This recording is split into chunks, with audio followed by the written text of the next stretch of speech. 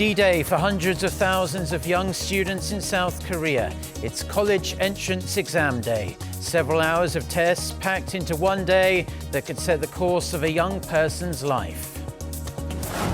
Flexible on military drills, the Trump administration's top defense official says the U.S. and South Korea could alter their joint exercises if it encourages the regime to resume talks on its nuclear program. Plus, the first public impeachment hearings against U.S. President Donald Trump. The inquiry centers on a phone call between Trump and Ukraine's president and allegations of abuse of power. So it's a day of Sunung, South Korea's annual national college entrance exam. The students started the most stressful day of their young lives 1 hour, 20 minutes ago. Given the level of stress involved, the whole country is taking its usual steps so the students can take their once-in-a-lifetime test as comfortably and peacefully as possible. Chair Jong-yoon starts us off. At this time of the year, Korean students take the college scholastic ability test called Sunung in Korean.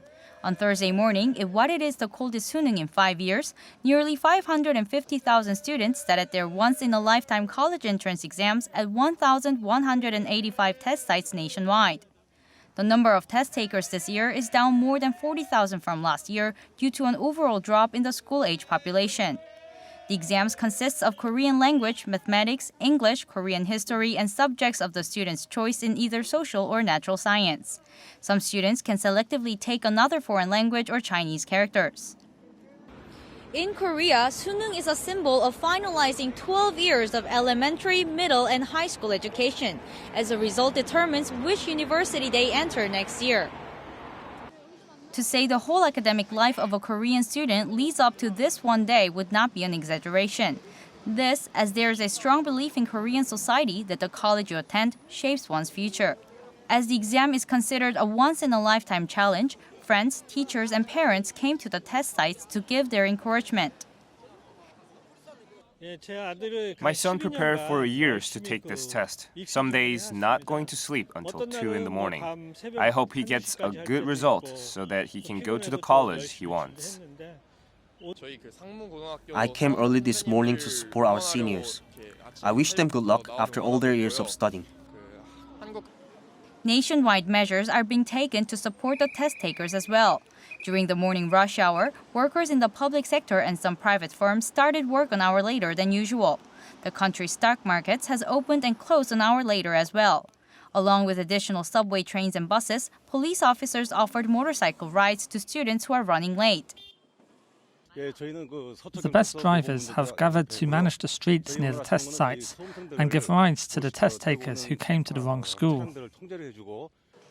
In the afternoon, airplanes are prohibited from taking off or landing during the 25-minute English listening test. Choi Jong-yoon, Arirang News. Now, the chairman of the Joint Chiefs of Staff for South Korea and the United States, Generals Park Han-gi and Mark Milley, met in Seoul today to discuss the situation on the Korean Peninsula and other pending issues. The results of the military committee meeting will be shared at the security consultative meeting set for Friday at South Korea's Defense Ministry. High on the agenda at today's meeting was Seoul's decision to terminate its military intel sharing pact with Japan. Washington wants South Korea to change its mind before the pact, known as GSOMIA, expires on November 23rd. They are also expected to have discussed shared defense costs and the transfer of wartime operational control from Washington to Seoul. Now, after North Korea's furious response to upcoming South Korea-US joint military exercises, U.S. Defense Secretary Mark Esper has revealed Washington could potentially alter the allies' drills if it encourages the North back to the dialogue table. Hong Yu with the details. U.S. Defense Secretary Mark Esper said Wednesday on a flight en route to Seoul that joint military exercises in South Korea could be altered if it helps to advance a diplomatic deal with North Korea to denuclearize the Korean peninsula. I think we have to be open to all those things that empower and enable our diplomats to sit down with the North Koreans alongside with our South Korean partners and move the ball forward to a negotiated settlement of the issues that we put on the table. He didn't elaborate on the adjustments that might be contemplated, but he said it would be done in consultation with the South Korean government. This comes after North Korea threatened to retaliate if the U.S. went ahead with its scheduled military drills with Seoul. The pro-North Korea newspaper Chosun Sinbo on Wednesday said the opportunity for dialogue between North Korea and the U.S. will disappear if a summit between North Korean leader Kim Jong-un and U.S. President Donald Trump doesn't take place before the end of the year. South Korea and the U.S. previously reduced the scale of their 2018 and 2019 military exercises, hoping it would help convince North Korea to give up its nuclear weapons. But the tactic has yet to bear fruit. While refraining to respond to North Korea's opposition, the U.S. reaffirmed the principle that the two sides can hold simultaneous and parallel discussions on the issue of establishing a peace regime and improving relations related to denuclearization and the security of the regime, which the North has demanded. Esper added that the Trump administration takes seriously North Korea's year-end deadline for progress on North Korea-U.S. diplomacy and another Kim-Trump summit. Hong-yu, Arirang News. Now, with denuclearization talks really mired in a stalemate at the moment, South Korea's National Assembly is trying to kickstart inter-Korean cooperation again. More than half of the country's lawmakers from across the political spectrum submitted a resolution on Wednesday urging a resumption of business at an inter-Korean industrial park and for tours to start again to a famous mountain in the north. Kim Mo-kyun reports. More than half of South Korea's sitting lawmakers, except those with the main opposition parties, submitted a joint resolution calling for action to reopen the Kaesong Industrial Complex and to resume tours to Mount Kumgang, both of which are located in North Korea. Ruling Democratic Party lawmaker Woo Won-sik, who played a big role in bringing the resolution, told reporters Wednesday that he hopes it'll be a breakthrough for economic cooperation. Many people are worried about the slow progress in inter-Korean dialogue. That's why we're submitting this joint resolution in the hope that it might be a stepping stone to reopening the Kaesong Industrial Complex and tours to Mount Kumgang. Without the main opposition Liberty Korea Party, a total of 157 lawmakers from various parties jointly submitted the resolution, which mainly calls for the South Korean government to play an independent and leading role in the reopening of the Kaesong Industrial Complex and the tours to Mount Kumgang, and for the North to actively engage in dialogue on the matter. These two projects were both shut down by the North, the Kaesong Industrial Complex in 2016 and the Mount Kumgang tours in 2008. The lawmakers plan to put the resolution up for a vote at the National Assembly's plenary session before the end of this year. They also promised parliamentary efforts to take part in various projects and meetings together with the Unification Ministry. Kim Mo-kyun, Arirang News. A court in South Korea on Wednesday held the first hearing in a lawsuit against the Japanese government by Korean women forced by Japan into sexual slavery during World War II. The trial comes almost 3 years after the lawsuit was first filed. Kan Hyung-woo has his report. Japan should reflect on itself. Japan took away little kids and destroyed them, so it should apologize and pay compensation. The first hearing in the lawsuit seeking damages from Japan for wartime sex slavery was held Wednesday at the Seoul Central District Court. But no one from the Japanese government attended. I, Young-soo, am a living witness to history. Is Japan not confident in its case? If it is, then it should show up in court. If Japan is afraid of the Comfort Woman statue, it should apologize. The suit was first filed in December 2016 by Korean victims and the families of victims who'd already passed away. But the trial was delayed because the Japanese government refused to participate. So the court went with what's called conveyance by public announcement. It means the relevant documents are uploaded on the court bulletin board for 2 months, after which they are considered to have been delivered even if they haven't been acknowledged by the other party. Over the course of the past 3 years, 5 former comfort women, including the outspoken activist Kim Bok-dong, have passed away. Meanwhile, the legal battle is expected to be tough. One of the biggest obstacles facing the plaintiffs is Japan's reliance on state immunity, which is a principle of international law, meaning a nation cannot be sued before the courts of another country without its consent. But the attorneys representing the victims see hope in their case. The principles of international law are not unchangeable. Sexual slavery by Nazi Germany and Japan are among the most grave crimes to be tried since the 20th century. The issue of the comfort women taken by the Japanese military is especially critical and has caused the UN and international society to address wartime sexual violence. We believe in this case, state immunity should not be applied as Japan's wartime sexual slavery severely breached human rights. The next hearing is set to take place on February 5th, 2020. Given that the comfort woman victims are all over the age of 85, this lawsuit could be their last chance to finally receive what they call Japan's sincere apology. Kanyemu, Arirang News.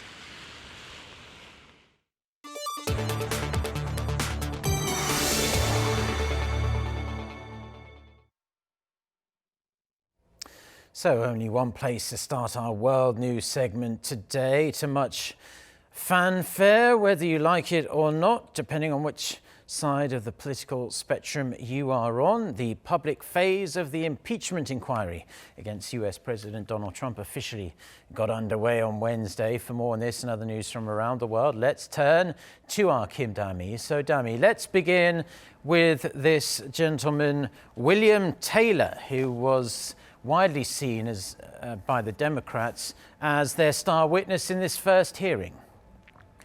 Right, Mark. In a televised public hearing on Wednesday, William Taylor, the top U.S. diplomat in Ukraine, revealed fresh new information.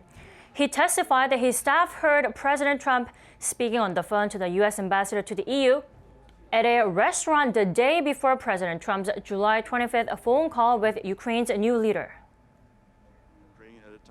Ambassador Sondland told me that President Trump had told him that he wants President Zelensky to state publicly that Ukraine will investigate Burisma and alleged Ukrainian interference in the 2016 election.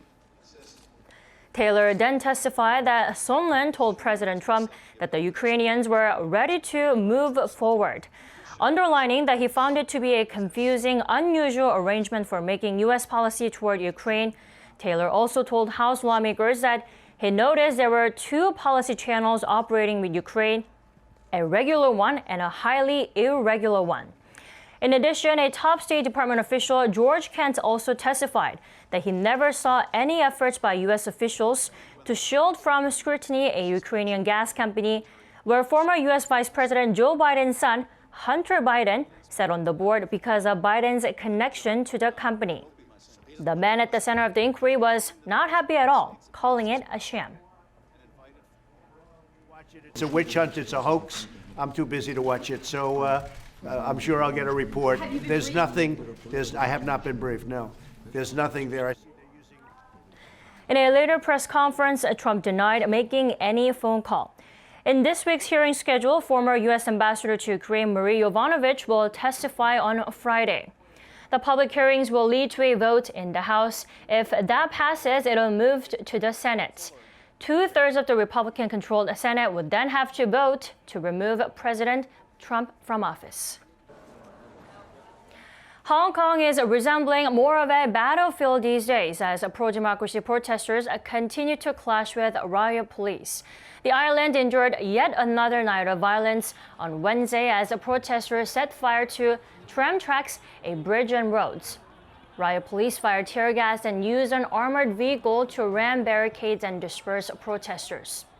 Wednesday was the third day of traffic chaos in Hong Kong as protesters continued to be enraged by the police shooting of a protester earlier in the week.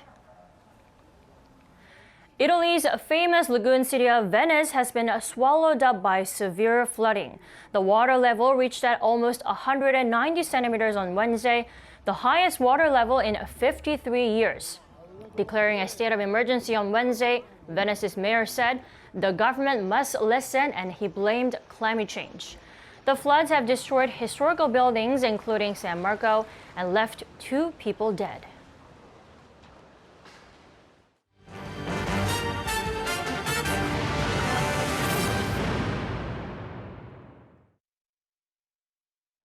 Now, South Korea's export prices dropped in October due to weak demand for semiconductors and the strengthening Korean won against the US dollar. The Bank of Korea says export prices in October dipped 1.9% on month. However, compared to the same month last year, it was down 7.3%. Export prices for computers, electronics and optical instruments slipped 2.5%.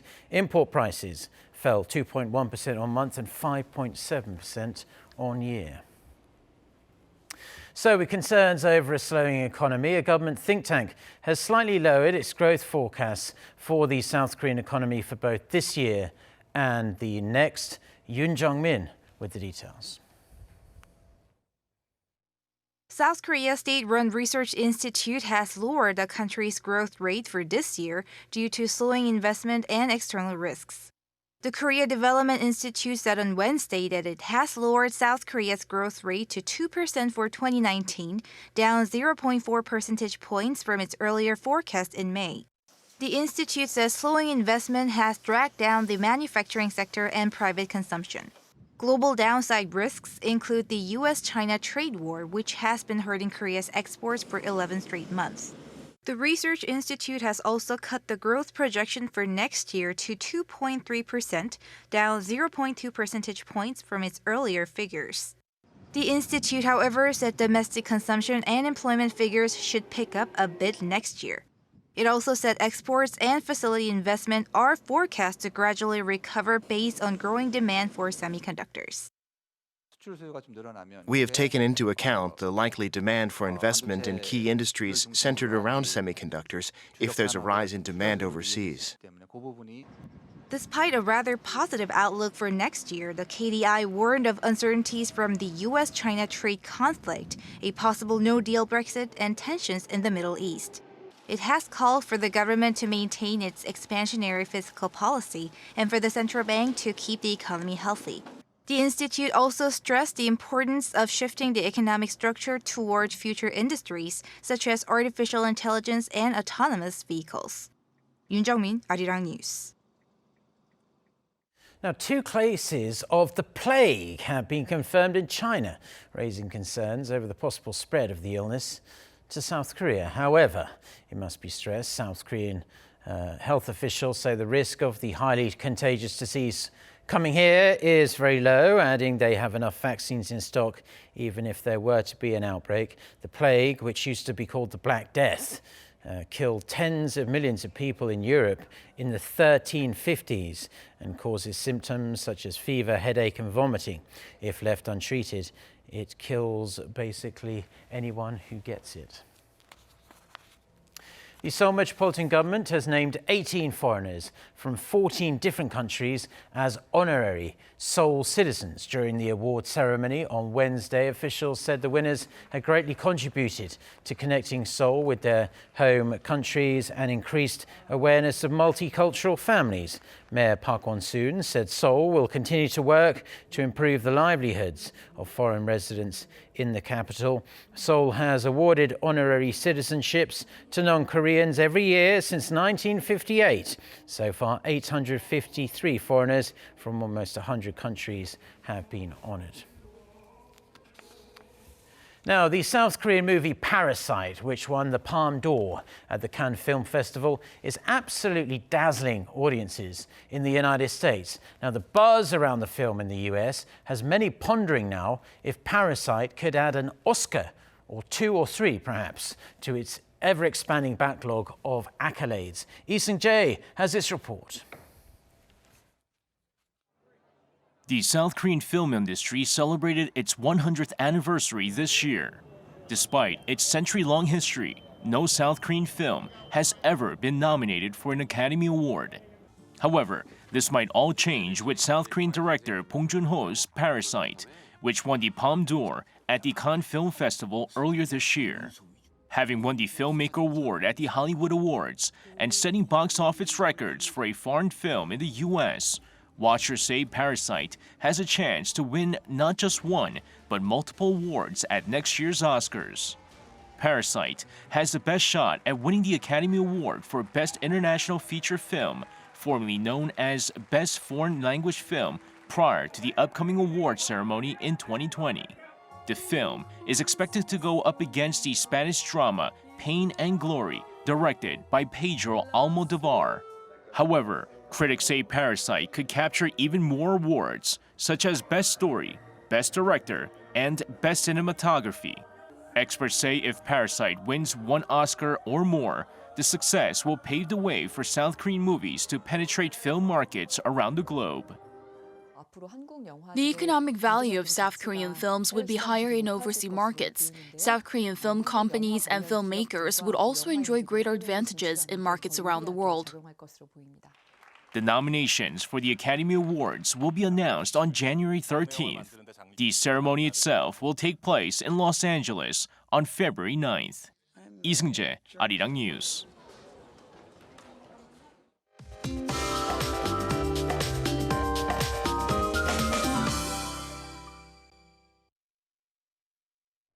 Good morning.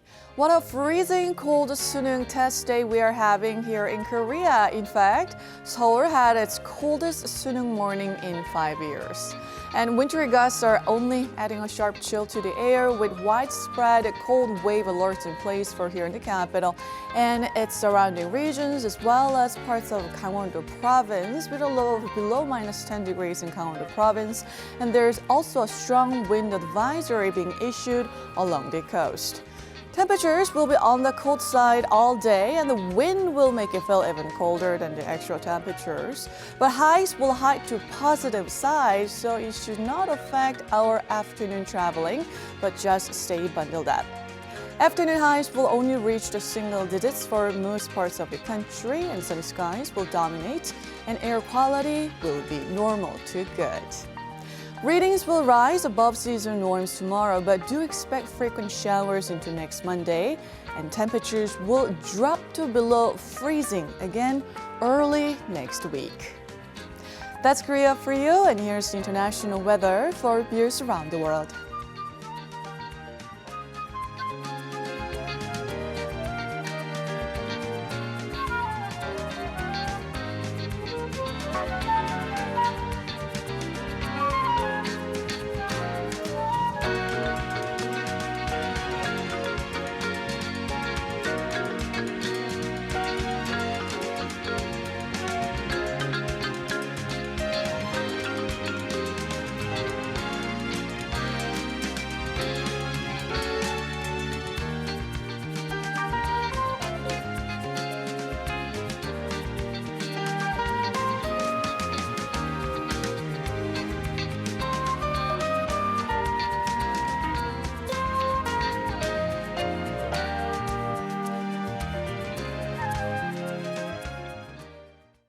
Well, that's all the news and weather we have for now. Stay tuned to us here on Arirang TV.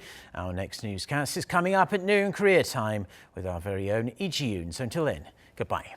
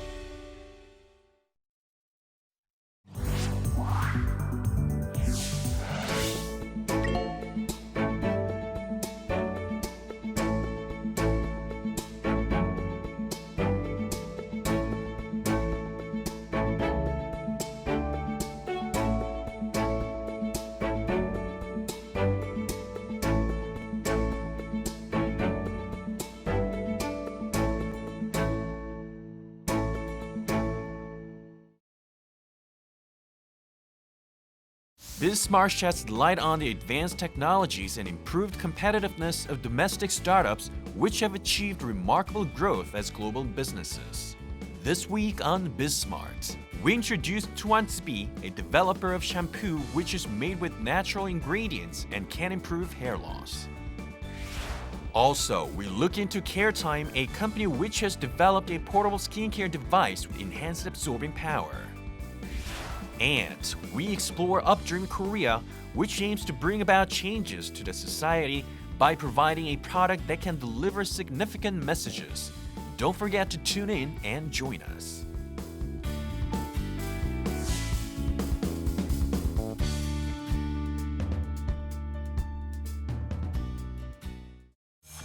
Smart Biz Accelerators has contributed to the introduction and expansion of the Smart Factory System, which has emerged as a core industrial area of the future.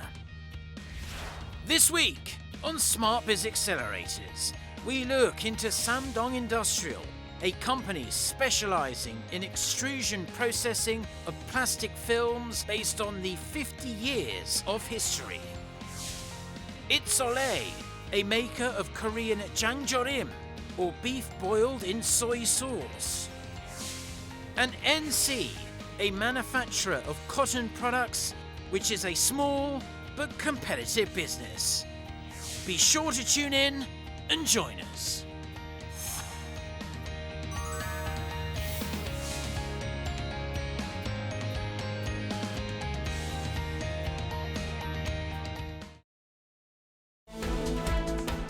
This week, we meet South Korean Foreign Minister Kang Kyung-hwa.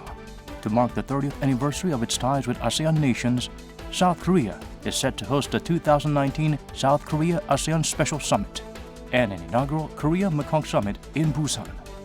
Let's listen to what Minister Kang has to say about the agendas for the upcoming summits and the future of South Korea-ASEAN ties. For more, tune in to the latest episode of The Point.